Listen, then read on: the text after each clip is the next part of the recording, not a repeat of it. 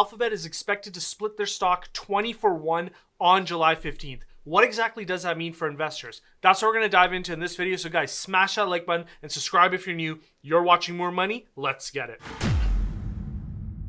What's up guys, and welcome back to the channel, where the goal here is to help at least 1,000 people achieve financial independence much sooner. And this one's very interesting because I've been waiting for this one a long time. Alphabet is finally splitting their stock 20-for-1, and that just really reflects the increase in the share price. I believe they went public at around $400 and $450 per share. So it's really cool to see the run up, and I've been seeing it over the years. So it's interesting that now they're going to decide to split it up and at a price that makes it a little bit more accessible for more people. So let's dive into the details. So you can see here, Alphabet announced on its February 1 earnings release that it's doing a 20-for-1 stock split. That means that on July 15th, shareholders will receive 19 additional shares for every one share that they own on the record date of July 1st. It also means that the price per share will be divided by 20 times, which now implies a price of $138 per share. But keep in mind that by splitting the stock, that earnings per share will also come down by a multiple of 20. So effectively, nothing really changes, and I just want you to keep that in mind.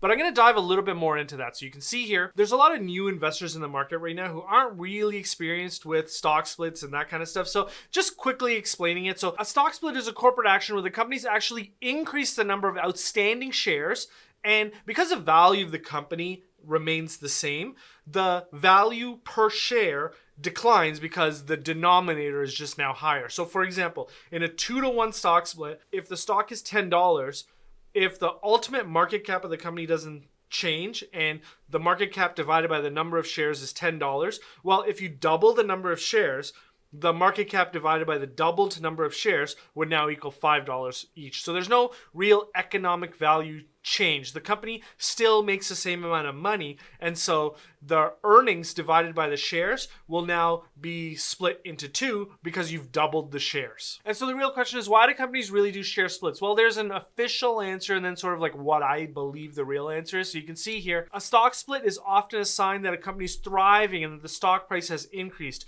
While that's a good thing, it also means that the stock becomes less affordable for investors, and as a result, companies may do a stock split to make the stock more affordable and enticing to individual investors.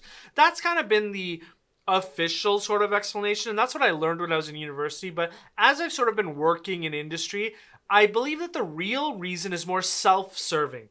With more liquidity, it will allow more investors to be able to purchase the security, thus putting a higher amount of buying pressure with the hopes of increasing the overall valuation of the company. And why is it that the overall valuation of the company is better? Well, one, it makes it a lot easier to raise equity. But for a company like Google that's not really looking to raise equity, they're so cash flow positive, that's not a real benefit to them. The real benefit to them is a bump in the share price will also make their stock-based compensation more valuable. I personally believe that making a security less liquid is better for owners over the long term, because if by definition making more shares available makes the security more liquid, then a cash producing company would want a stock that's less liquid, because then the valuation could potentially be pushed down a little bit and then you can buy more shares. But that could backfire too, right? Because if you only have so many stocks available, you might run into just shareholders who won't sell the stock for anything except for a value that's significantly more than what the intrinsic value is. So it could be a double-edged sword. And as I think about it, as I'm making this, ultimately, I would say that it's probably better to split the stocks ultimately,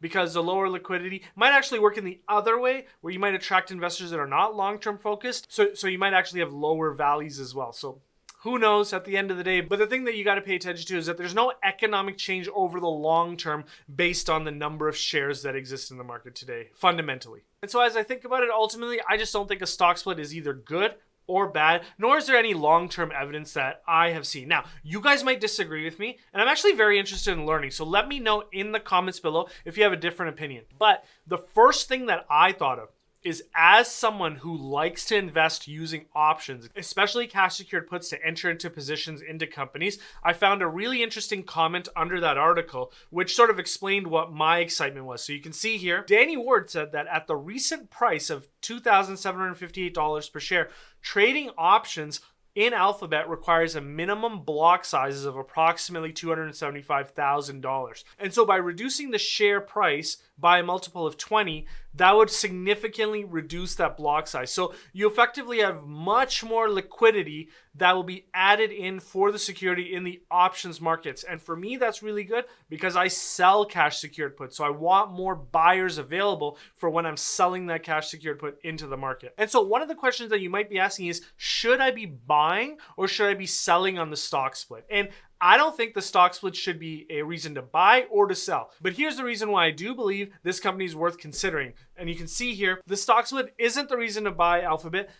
The reason to buy is because the company is a juggernaut with 2 emerging business lines to complement their world-class search business. So you can see that YouTube is still growing at a healthy clip. In 2022, the business is still expected to grow at around 30%, and that's pretty much going to carry forward into 2026, where I slow it down to 20%, but I don't think it actually slows down to 20%. And then Google Cloud is another emerging next generation digital driven business, and it's growing at a rate of 25%, and I don't see any slowdown for there. In fact, I believe that my 25% growth expectation might be small. So you have this Google search business, which is the standard globally, plus you have 2 new businesses, YouTube and cloud, and they're winning on both fronts. And so I believe that there's a lot of good times ahead for Alphabet as an enterprise. And then add on top of that, they have their other bets segment. So you can have these really huge opportunities coming out of a segment that the investors are valuing a big zero towards, but it could have exceptional returns. And so how am I valuing Alphabet? Well, this is the model that the Patreons get access to at the lower tier. Well, you can see here, no matter how you value Alphabet, it's trading at approximately 50% of its intrinsic value. I think that that's grossly undervalued, even with a potential consumer-led recession. So, the terminal multiple that I'm using is probably even lower than what you'd want to use. I'm using a terminal multiple of 22.5%.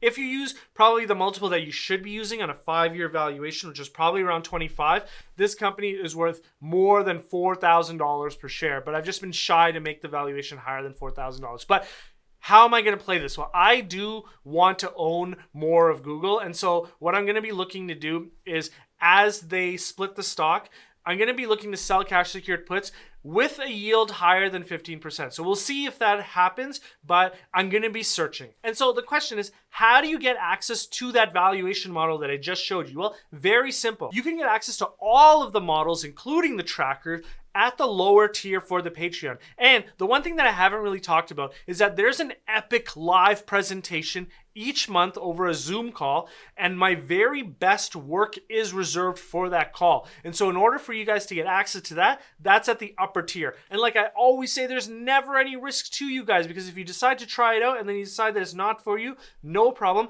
Let me know and I'll fully refund your whole month subscription. So once again, no monetary risk to you. That's how much I believe in the research and the effort that's being put into all of these models and the monthly calls. Now, one thing that I really want to bring your attention to is that there's a lot of super investors buying up Alphabet in this environment. And I broke all of that down in this video right here.